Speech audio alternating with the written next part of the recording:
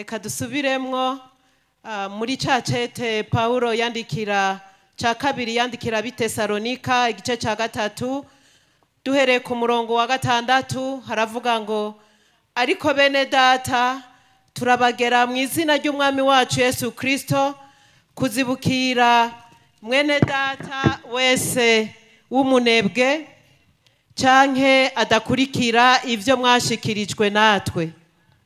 Ubwanyu murazi ingene mukwiye kutwigana kuko tutari abanebwe muri mwebwe. Ntitwarya ivyo kurya vy'umuntu n'umwe kubusa, ariko twagira uburuhe n'ubucumukure dukora ku murango no mwijoro kugira ngo ntitugire umuntu muri mwebwe tugora. Suko tutari tuvyemerewe, ariko nukugira ngo tubabere icitegererezo ngo mutwigane. Kuko tukiri kumwe namwe iki nico twabageze ngo umuntu wese niyanka gukora ntakarye. Kuko twumvise yuko hariho bamwe bo muri mwebwe babayeho ari binebwe bakisuka mu vy'abandi. Ariko abameze batyo turababwira tubahanura kubw'umwami Yesu Kristo gukora ibikorwa batekereje babone kurya ivyo baronkeye bironkeye ubwabo. Ariko mweho bene data nimurambirwe no gukora iciza. Ntihagire umuntu atumvira ijambo ryacu ryo muri iri kete. Mumwitegereze nimufatanye nawe kugira ngo amaramare. Ariko ntimumwiyumvire ko ari umwansi wanyu, ariko mumuhanure nka mwene so. Imana nihabwe icubahiro. Amen.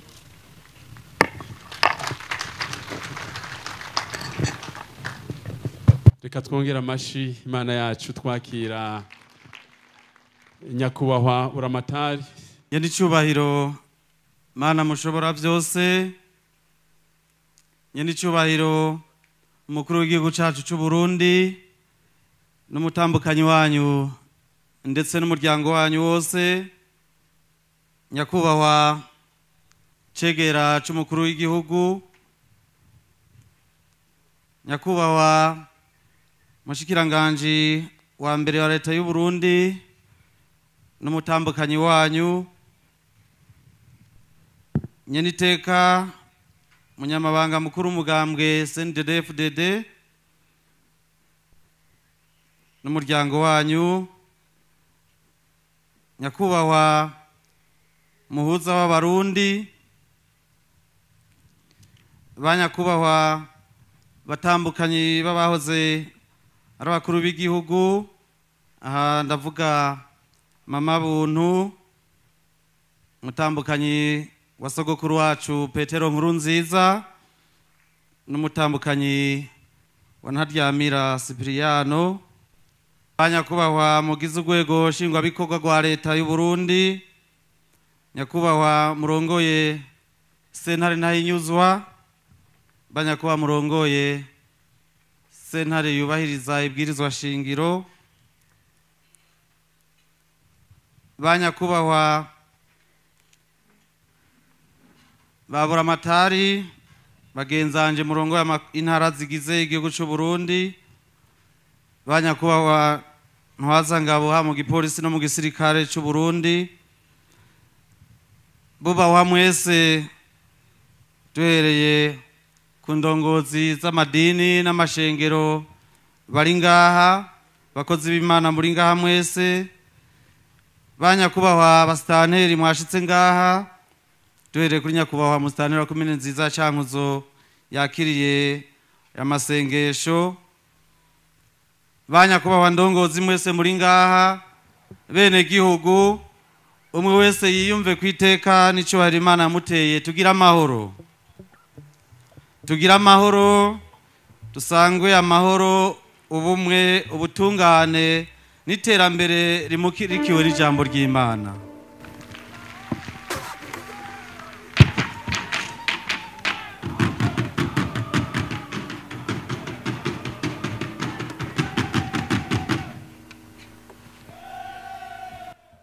Nyenicubahiro mukuru w'igihugu cacu c'u Burundi, mu nkundire ku izina ry'abene igihugu bose bo mu ntara nziza ya Cankuzo no ku izina ryanje nyene mfate kano kanya mu gushimira Imana mushobora byose iyo yakoreye muri mwebwe mutima mweranda akabamurikira kugira ngo igikorane c'amashimwe gitunganirizwe muri intara ya Cankuzo, intara benshi bibagira mbere benshi bavuga ko iri kure, ariko ngo ibuye abubatsi bari bataye niryo ryabaye irembezo.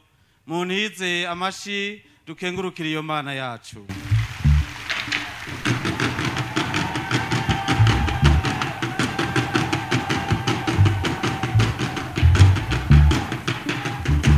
Ubwa kabiri twakirana iteka icubahiro n'umunezero ntangere nyenicubahiro umuvyeyi wacu adukunda twamiza ku mutima yiyumviriye gutunganiriza igisabisho nk'iki c'amashimwe aha mu ntara nziza ya Cankuzo.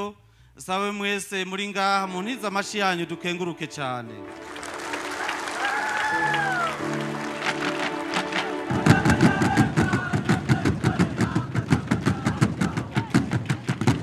Ubwa gatatu twakirize yompi abashitsi bose baduteye iteka muri iyi ntara nziza ya Cankuzo, nabo nyene tubakomera amashi menshi.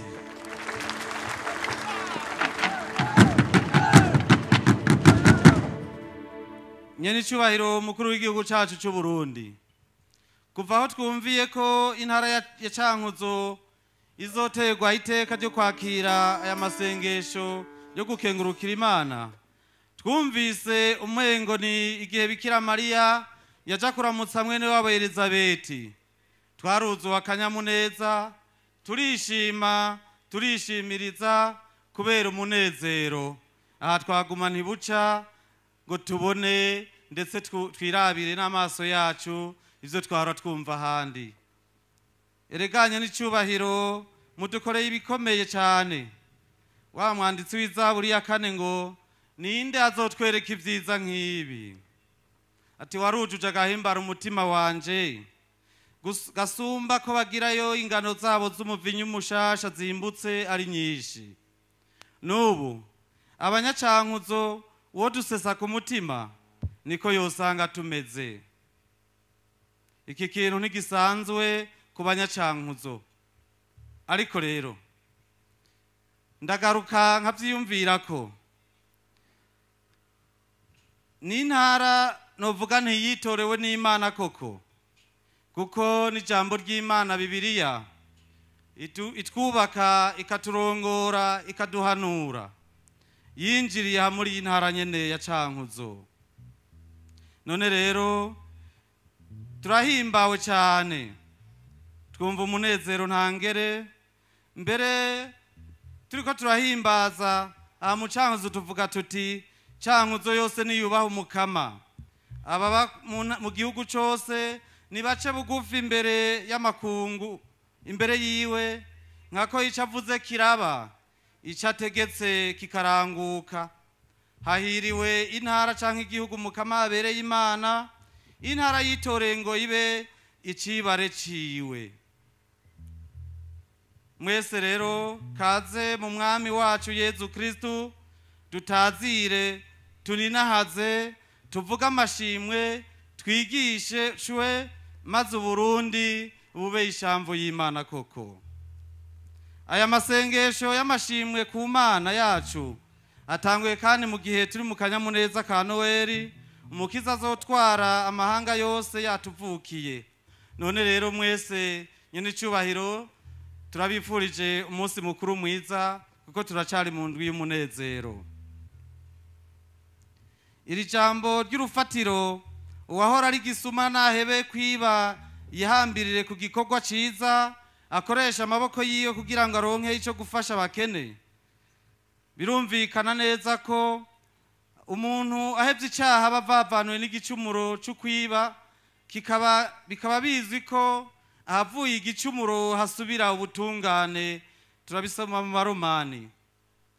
Iri jambo ry'urufatiro rihuriranye nyenicubahiro n'intumbero mbona kazoza mwamaze gushikiriza abarundi twese ko mu 2040 kizoba ari igihugu cifashe, mu 2060 igihugu giteye imbere.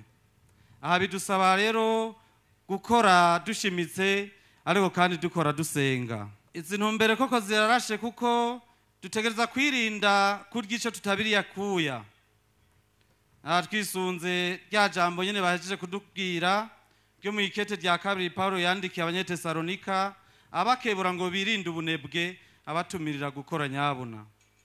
Abanyacankuzo twarategereye ko ubunebwe bushikana ataco bushikanako, baratahuye ko batorutwa na twatunyegeri canke ibimonyo dusanga mu migani igice ca 6. Tukababazwa n'ingendo zimwe zimwe z'abene igihugu bashaka kwama barirukanga hirya no hino mu masentare atandukanye basamazwa n'ibintu bijanye n'imanza mu gihe batariko baragwiza umwimbu. Nitwo kwibagiranye n'icubahiro n'ikibazo kijanye n'ibibazo usanga biri mu ngo, aho usanga abantu bari bagiye ijambo ry'Imana ugasanga amenga ubuzima bwabo babufise mu ntoke.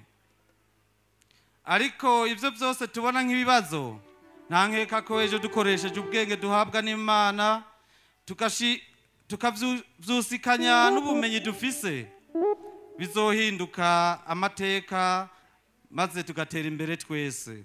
Duhamagariwe gukoresha impano zacu twese twahawe, indongozi twese tukabona ko uburongozi bwiza ari ubumurikiwe n'ijambo ry'Imana, gutyo nta muntu n'umwe yazosigara inyuma. Ariko nyene icubahiro hamwe ntara Cankuzo kugira ngo dutere imbere hari bisata bimwe bimwe tubona bikiri inyuma, mu gihe vyokorerwa ko twoca dutera intambwe.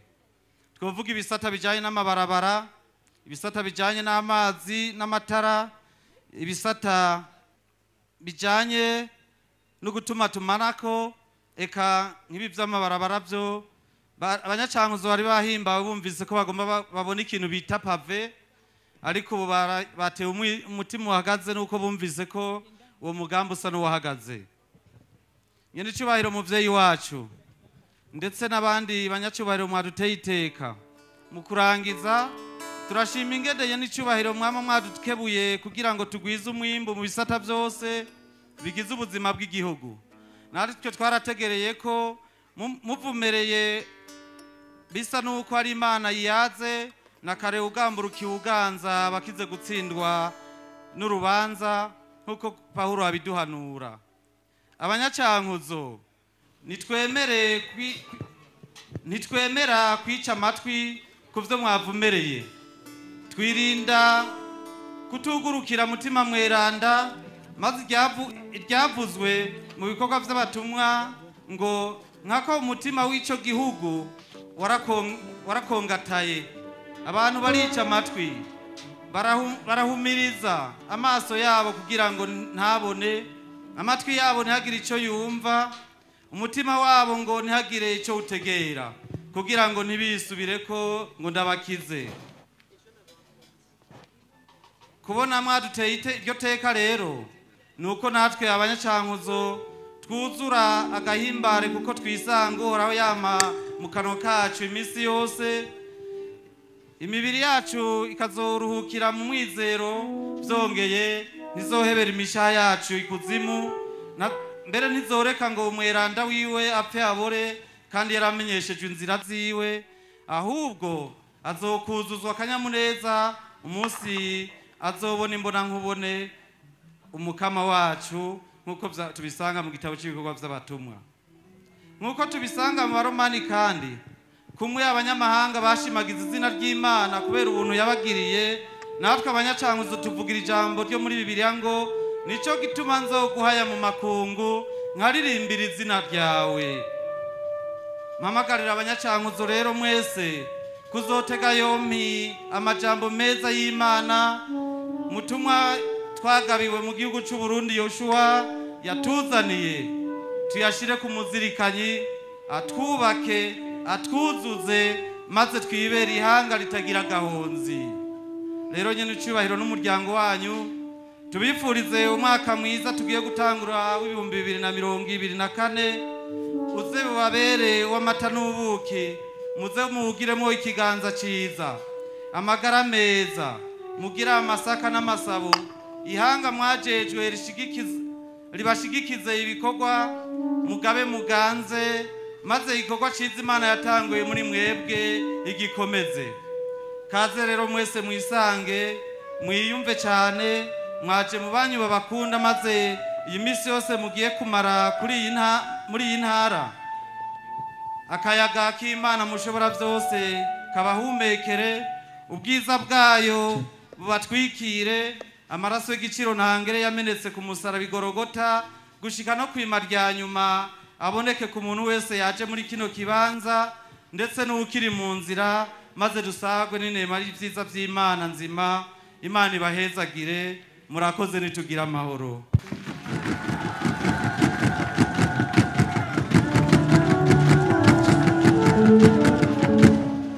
arakoze cyane nyakubahwa buramatari w'intara nziza ya Cankuzo.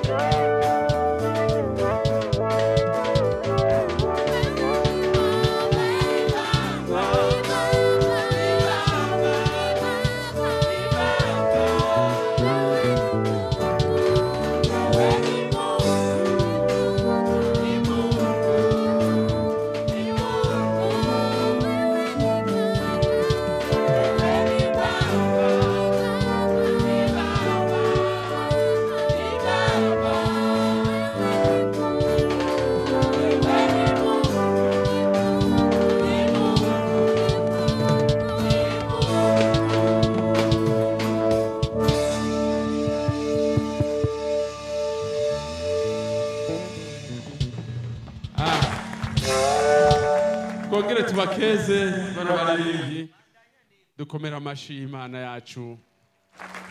Umuririmbyi yaririmbye agategura iyo ndirimbo agafata umwanya wo kuja muri Bibiliya gusarangura amajambo akarondera melody akarondera umuziki agategura ijwi no gukezwa. Amashi menshi ku Mana yacu aha bakoreye Imana kabisa.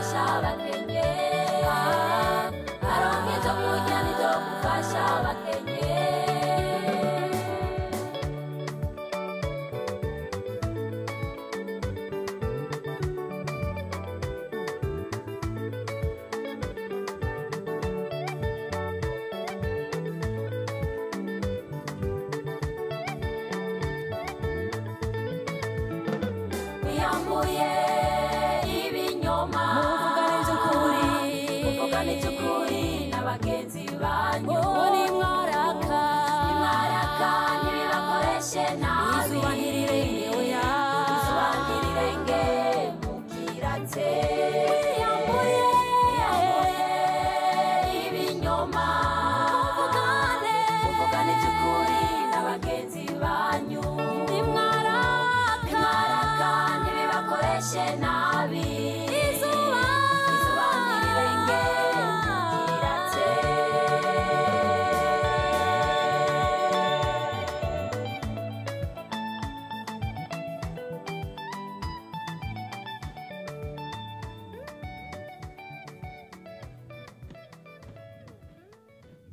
onyemerera ngendane nawe onyemerera ngendane nawe andi yose ngendane nawe onyemerera ngendane nawe umutima mwera nuri gitangaza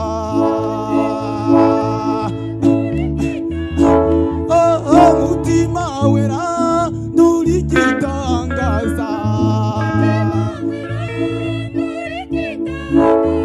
mu Cankuzo tube kumwe nawe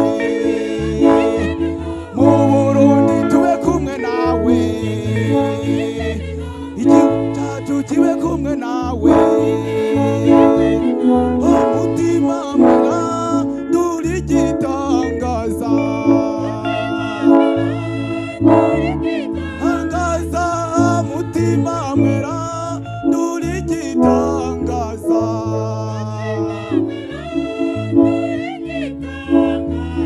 zanyemera ngendane nawe